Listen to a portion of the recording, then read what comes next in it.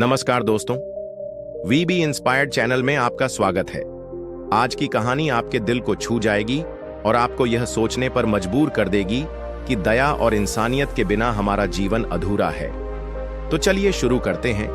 एक गांव में हर दिन एक बूढ़ा साधु नदी किनारे बैठकर ध्यान करता था। वह अपनी सरलता और दयालुता के लिए प्रसिद्ध था।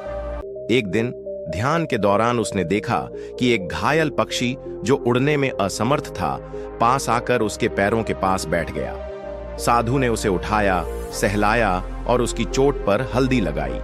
पक्षी ने कुछ देर में अपनी आंखें खोल दी। साधु ने सोचा, यह मेरी परीक्षा है। अगर मैं इस पक्षी की मदद नहीं करूंगा तो मेरी साधना व्यर्थ है। उन्होंने पक्षी को अपने झोले में रखा और पास के गांव में उसे दाना पानी देने ले गए। गांव के लोग साधु के इस कृत्य को देखकर उनका मजाक उड़ाने लगे। एक व्यक्ति ने कहा, बाबा, आप एक पक्षी को बचाकर क्या हासिल करेंगे? इससे आपके जीवन का क्या भला होगा? साधु ने मुस्कुराते हुए जवाब दिया, जीवन का भला केवल अपने लिए नहीं बल्कि दूसरों के लिए जीने में है। यह पक्षी भी ईश्वर की रचना है। इसकी सेवा करना भी हमारा धर्म है। साधु ने गांव वालों को बताया, यह पक्षी मुझे बताने आया है कि इंसानियत किस हद तक खत्म हो चुकी है।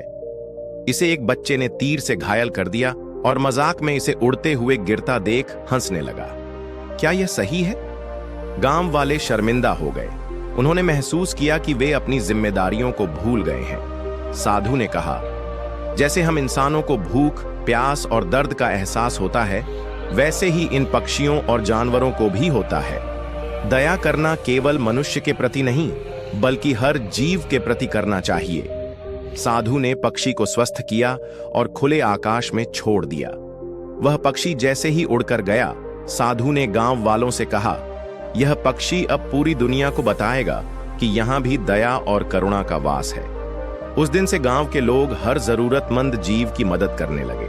वे समझ गए कि दया और सेवा का फल केवल ईश्वर ही नहीं बल्कि यह प्रकृति भी लौटाती है। दोस्तों, यह कहानी हमें सिखाती है कि अगर हम अपने चारों ओर के जीव जंतुओं के प्रति दयालु होंगे तो यह दया हमारे जीवन में सुख और शांति लेकर आएगी।